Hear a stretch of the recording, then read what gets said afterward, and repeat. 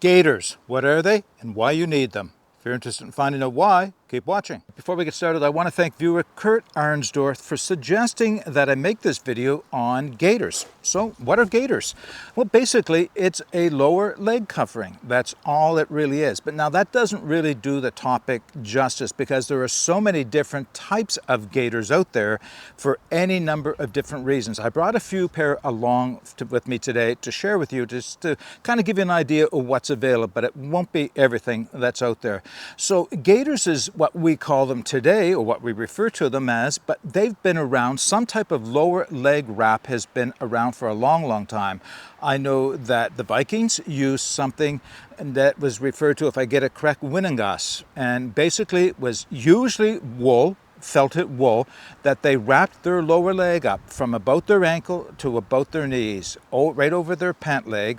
The British, Canadian soldiers, I'm sure Americans and many others as well, use something very similar in Canada, and in Britain they refer to as puttees, and I'll talk more about that in a minute because there's a great historical significance for us in Canada. And basically it was some type of a wrap, again going from the ankle to about the knee. They served as protection for your lower leg. It could be protection from snow, mud, rain, sticks, rocks, any number of things. They also serve to give you stability around your lower ankle, especially if your boots are low in nature to your ankle and don't ride up high like good high leather boots might. Then these can be a form of protection that will help you support the lower leg as well. I'll tell you today, in today's day and age, the reason I wear gaiters in the summertime is just this simple: ticks. Now they have another reason for being used out here in the summer, which I'll get to in a minute. But so there's any number of reasons for using gaiters. I think in the winter, primarily for me, it's to keep my lower legs dry and to keep them warm. In the summer, it's to keep the rocks and dirt and crap out of my shoes when I'm bushwhacking, and to keep the ticks from going up my pant leg, which has happened to me more than once. So that's the reason why I wear the gaiters all the time out here. So I mentioned that there is a significance to us here in Canada, and it occurred in Newfoundland during World War I, where the 1st Newfoundland Regiment, I may stand corrected on that, was volunteering to go to war, and they were outfitting themselves, and there wasn't enough material for them to make gaiters that matched their uniforms, but there was a blue material available to them. So the women of the villages made gaiters out of this blue material for the soldiers to wear, and as a result, when they went into battle, they were referred to as the Blue Puttees. That was the nickname for their regiment. So just kind of a cool thing as well. Now, we don't often wear leg wraps unless you're into reenactment for either military or Viking, but the leg wrap is still a valid concept, and I'll get back to that in a few minutes. So what I want to do is just to show you quickly a couple of different pairs of gaiters that I own personally, why I use them, and what my experiences are using them. All right, we'll get started now. All right, it only makes sense to start with the gaiter I actually opened this video up with, and this is what I was showing you. This is made by a company called Kahtula. This is not a review. I purchased these myself. They weren't sent to me or anything. Kahtula, I use their micro spikes on my boots when I go in the winter. I've been using them for a long pair. The pair that I've actually got now, I've got to be 8 years old, and I still wear them. I had to sharpen them up a few times. So I really like the brand Kahtula. So when I went looking for a gaiter, if you will, for my lower ankles for the summertime use, and I saw that Kahtula made them, I had faith in that company, and I ordered a pair. This particular model is known as the INSTAgaiter. Clever, right? So basically, it is a breathable stretch material. It's not waterproof, but it is water resistant. I've seen rain run off of them, but it would soak through all the time. And you don't actually want this to be waterproof anyway, because you want it to breathe out here in the summer. You don't want to be adding extra heat to your boots and your feet when you're walking through the woods. It's that stretchiness that I really like about them, because it allows it to form fit around my lower ankle. I'll show you the one that I still have on my left boot, what it looks like on. And they provide me with protection against all the dirt and sticks and stuff as I go through the woods from falling into my boots, which was an issue, or is an issue, of course. And they will keep the ticks from going up my pant legs. And I mentioned that I've had that happen on a few occasions, and even though I was wearing long pants, they still went up. Now, I know, yes, somebody's going to say, well, why don't you just tuck your pant legs into your socks? That'll keep the ticks from going up. Yep, that will work for sure. That just makes it worse for getting rocks and sticks and things down inside of your shoes. So you could still do that, but I would still recommend a pair of gaiters for the summertime just for that reason, the extra protection. So let me just show you how these gaiters work. Most gaiters have elements that are similar, and one of the things they usually have is some type of strap or something that's going to go under the arch of your foot just to hold the gaiter down so it doesn't ride up your leg. This one is a hard rubberized material. It's adjustable for length. I've got it adjustable where it fits with this pair of boots. You can wear these with running shoes. You can also wear them, I suppose, in desert conditions to keep sand and things from getting in your shoes. That's been a legitimate use over the years for people in real sandy conditions. But these ones will wrap down around. Now, they have a zipper on the side, so that's another element most gaiters have, is some type of way of keeping the gaiter closed against your leg. In this case, it will be a zipper, but in the case of the next pair of gaiters I'm going to show you, it's Velcro. And the last element, well, actually there's two more elements. One other element that's common on a lot of gaiters is this little hook. I'll show you how that works in a moment. This will hook onto my laces of my shoes or boots in this case, but some boots actually have a little ring right at the base where this is intended to hook into. The boots I'm wearing don't. And at the top there is a stretch elastic with a cord lock just to keep it snug against my leg. All right, let me just show you another pair of gaiters at the extreme end. These are waterproof Gore-Tex gaiters. I bought these, I'm going to say 15 years ago at Mountain Equipment Co-op here in Canada, now called Mountain Equipment Company because it lost the co-op status.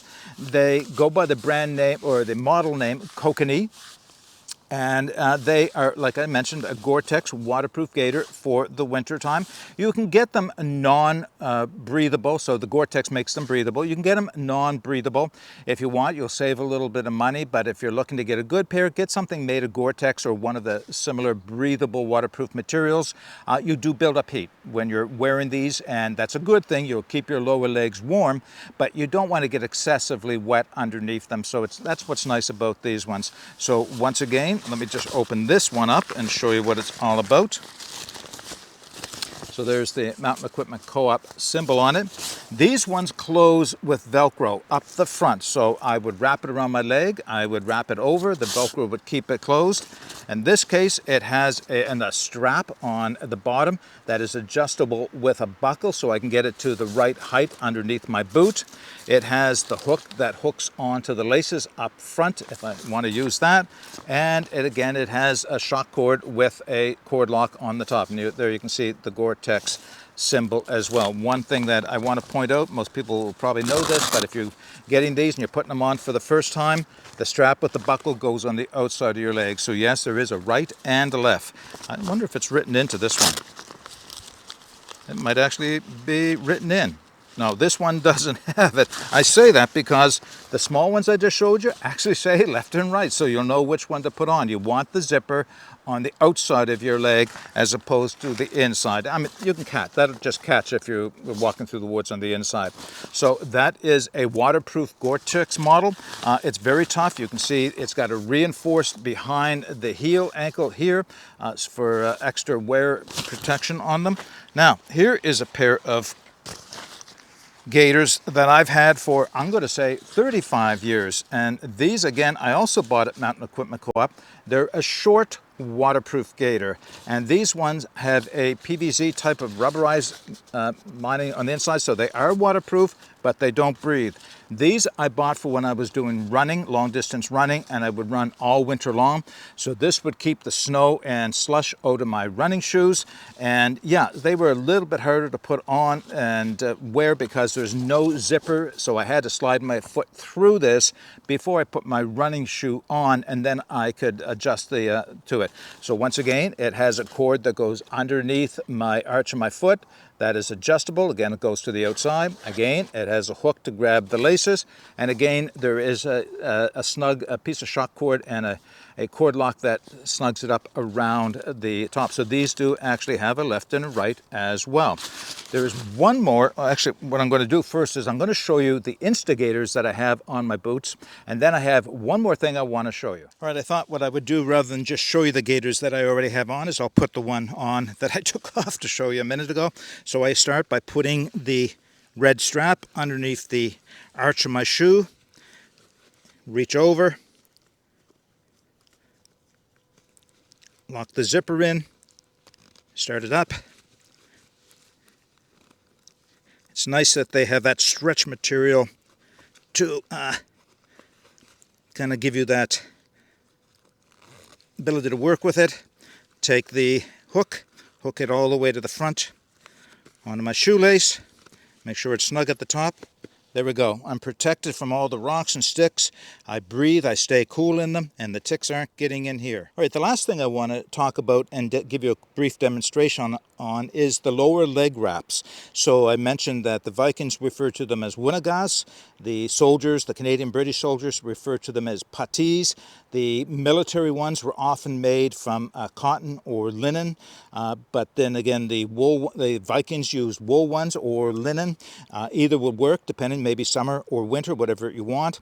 But the basic idea is that you would have a roll of material, usually 4 or 5 inches in width, up to 10 feet in length, and you're going to wrap it around your lower leg. Well, I don't own a pair of actual puttees or winingas, but I do have something that actually works and is something that you could buy if you wanted to do this. And that is a tensor bandage, ace bandage, elastoplast bandage. And this is an old one that's been around the house for a while, but it will work for this purpose. The idea is you start at the ankle, down low.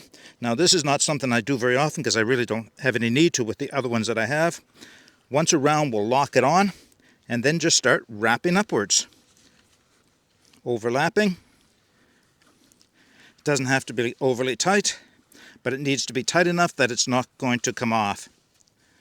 And when you get as high up as the bandage will allow you to go, you can do one of two things. You can tuck it in, like I'm doing on the back of my calf here.